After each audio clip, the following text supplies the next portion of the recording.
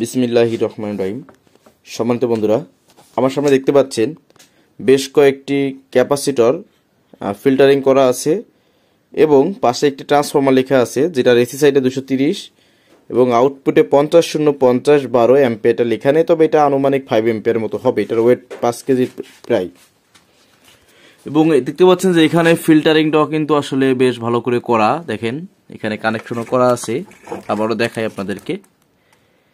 তো আজকে আমি আপনাদের দেখাবো যে এইটার জন্য যে আগে যে ভিডিওটা আপনারা দেখছিলেন যে কিভাবে সর্বোচ্চ ভোল্টেজ এর থেকে নিয়ে মানে দেখা যায় যে ক্যাপাসিটর কত ভোল্ট নিতে পারবে, কেমন কি সার্ভিস ইত্যাদি। তো আজকে যদি ওই ভিডিওটা যদি কেউ দেখে না থাকেন, আমি ডেসক্রিপশনে ওই ভিডিওর লিঙ্ক পেস্ট করে দিয়ে দিচ্ছি, আপনারা দেখে নিতে পারবেন যে কিভাবে ওই ক্যাপাসিটরগুলোর সর্বোচ্চ ভোল্টেজ দেওয়া যাবে, এটা নির্ণয় করা যায়, ক্যাপাসিটর ভালো আছে কিনা ইত্যাদি। তো আজকে আমি আপনাদেরকে যেটা দেখাতে যাচ্ছি সেটা হচ্ছে এটার জন্য আমি 50-0-50 সর্বোচ্চ সিলেক্ট করেছি। এটা 45 থেকে 50 ভোল্টের মধ্যে থাকবে। এটা কিন্তু 63 ভোল্ট 10,000 ইউএফ করে আছে এই 6টায়, আর এটাতে আছে 22,000 করে। তো এখানে টোটালি মাপা হয়েছে, এটাতে আপনার 54,000-এর মতো প্রায় আসে। তো আমি আপনাদেরকে আবার মেপে দেখাচ্ছি, সঙ্গে থাকুন। আমি টেস্টিং ভিডিও অবশ্যই দেখাবো। আমি চেষ্টা করি আপনাদেরকে আমার মতো করে আমি যেটা বুঝি সেখান থেকে আপনাদেরকে কিছু শেয়ার করার জন্য। তো এখানে যদিও ফিল্টারিংটা না, তারপরে আপনাদেরকে দেখাচ্ছি। দেখেন আমি এখন এটাতে লাইন দিই নাই, এখনই লাইন দিব, তো আপনাদের সঙ্গে নিয়ে দিচ্ছি। এবং ক্যাপাসিটার গরম হয় কি না এটাও কিন্তু আপনারা ভিডিও দেখতে পারবেন। তো বন্ধুরা, এখানে দেখতে পাচ্ছি আমরা 56,000 মাইক্রোফ্যারাড। তো বেশি দেখাচ্ছি, এত বেশি তো আসার কথা নাই। তো আর একটা মাপি দেখি কত আসে।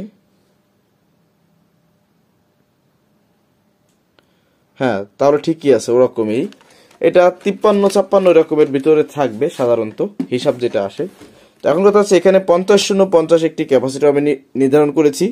এবং এখানে যে ট্রান্সফর্মারটা নেক্সট টাইম ব্যবহার করব, এটা সর্বোচ্চ 50 ভোল্ট দিতে সক্ষম। 240-45 ভোল্ট ট্রান্সফর্মারে মানে এসি ভোল্টেজে। যেহেতু ট্রান্সফর্মার ইনপুট বাড়লে আউটপুট বাড়ে, ইনপুট কমলে আউটপুট কমে, সেজন্য আমার টার্গেট নিতে হবে যে এখানে যে ট্রান্সফর্মারটা ব্যবহার করে যাতে আমার ক্যাপাসিটর না ফুটে যায়। এটা 63 ভোল্টের ক্যাপাসিটর। এখানে অনেকে বলবে 30 থেকে 35 ভোল্টের ট্রান্সফর্মার ব্যবহার করলে ভালো হয়। আসলে সত্য কথা, ভালো হয়, কিন্তু এখানে আপনি 30 ভোল্ট ব্যবহার করলে যে সার্ভিস পাবেন, 50-45 ভোল্ট ব্যবহার করলে তার থেকে বেশি সার্ভিস পাবেন। এবং সাধারণত আমাদের দেশে কি হয়, কারেন্টের ভোল্টেজ কোথাও কোথাও 250 হয়, এটা খুব কম। তবে 235 থেকে 40 সাধারণত বেশিরভাগ হয়ে থাকে। তো 235 থেকে 40 বা 45 ভোল্টের মধ্যে যে ট্রান্সফর্মারটা সর্বোচ্চ 50 ভোল্ট আউটপুট দিবে এবং এটা ইনপুট কমার সাথে সাথে আউটপুটও কমবে, সেই সব ট্রান্সফর্মার দিয়ে আপনারা এইরকমভাবে ক্যাপাসিটর লাইন দিতে পারবেন। তো এখানে যে ট্রান্সফর্মার দেখতে পাচ্ছেন, আবারও বলে এটা 50-0-50 আমি লাইন করে রাখছি। এখন এটাতে লাইন দিব। তো বন্ধুরা, প্রথমে আমি একটু সিরিজ কানেকশনের লাইন দিয়ে দেখবো এটার ব্যাপারটা কি দাঁড়ায় এবং কত ভোল্টেজ এসি আছে সেটাও দেখব। বন্ধুরা আমি কানেকশন দেখুন করে নিয়েছি। তো এখানে একটা বিষয় আপনাদেরকে বলি, সেটা হচ্ছে এই মুহূর্তে 244 ভোল্ট দেখতে পাচ্ছি লোড ছাড়া, যদিও সিরিজে লাইন দেওয়া। তো আমি এটা লাইন দিচ্ছি এই প্রথম, এখনো এটাতে এইভাবে এখনো কানেকশন লাইন দিই নাই, আপনাদেরকে সঙ্গে নিয়ে দিচ্ছি। দেখুন যারা দেখতে তাদেরকে নিয়ে সরে গেছে। তো দেখুন এটা কিন্তু লোড হচ্ছে এবং এটার ভোল্টেজ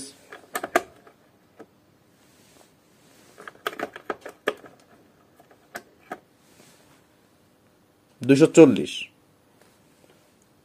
অর্থাৎ আমার এই ট্রান্সফর্মার 240-41 ভোল্ট এখন আউটপুট ইনপুটে আছে। তো দেখি এটার এসি ভোল্টেজটা কত এই মুহূর্তে আছে সেটাও দেখি। 1 মিনিটের মধ্যে একটা কথা, এরকম যখন আমরা লাইভে চেক করবেন অবশ্যই ক্যাপাসিটরের গায়ে আগে হাত দিবেন, এভাবে হাত দিবেন, দেখবেন যে আপনার ক্যাপাসিটরটা কি খুব বেশি হিট হচ্ছে কি হচ্ছে না, মানে খুব বেশি হিট হচ্ছে নাকি গরম হচ্ছে না, কোনো চিটচিট আওয়াজ হচ্ছে না এর মধ্যে, বা কোথাও থেকে কোনো লিকেজ বাতাস বের হচ্ছে কিনা, এটা কিন্তু অবশ্যই দেখতে হবে। এটা কিন্তু অবশ্যই দেখবেন, যেহেতু আমরা এক প্রকার টান ভাবে এটা ভোল্টেজ রাখছি, অর্থাৎ এটার জন্য সর্ববেস্ট ভোল্টেজ হবে হলো 45 ভোল্টেজ। 50 ভোল্টে দিলেও চলবে, আপনি 52-53 দিলেও কিন্তু চলবে, কিন্তু সর্বোচ্চ 50 ভোল্ট আউটপুট দিতে পারে, এটা হচ্ছে রিকমেন্ড সর্বোচ্চ। আপনি যদি 45 ভোল্ট রাখেন সেক্ষেত্রে কিন্তু আপনার জন্য ভালো হবে। 45 মানে 45-0-45 ইত্যাদি। তো এটাকে আমি এখন আছে হচ্ছে এটা ডিসিতে আমি এসি করে নিলাম। তো আসুন এটা দেখি আমার কত ভোল্টেজ এসিতে আউটপুট দিচ্ছে, অর্থাৎ 50 আমি কত ভোল্ট পাচ্ছি সেটা একটু মেপে দেখাই আপনাদেরকে।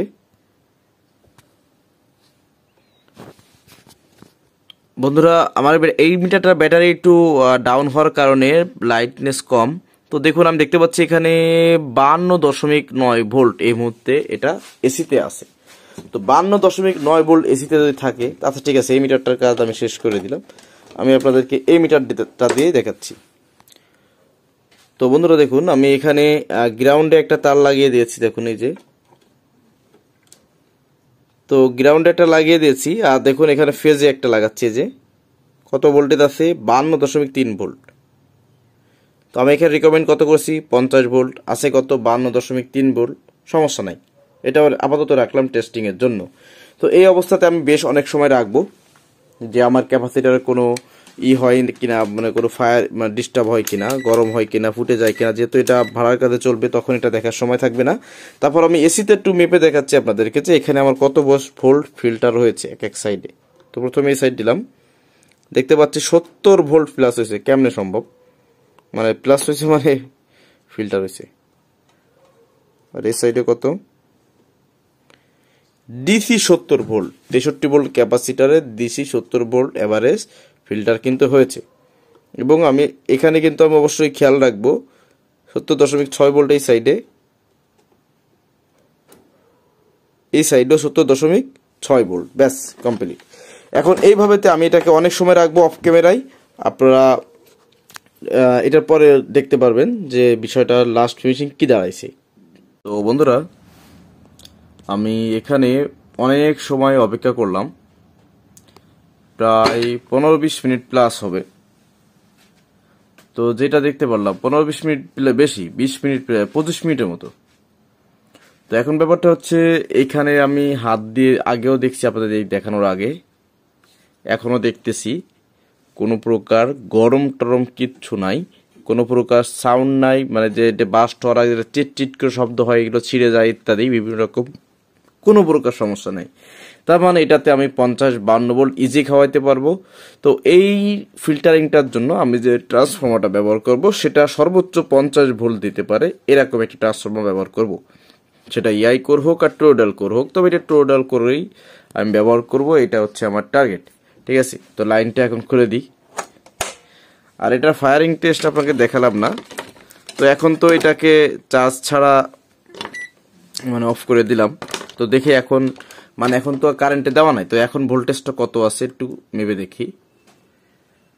71 আছে এখানে, এই রাখ। এই সাইডে 70.4 আছে, আর এইটা অন্তর না, দাঁড়াও তো এখানে, হ্যাঁ এখানে আছে 70.8, আর ওই সাইডে 70.1।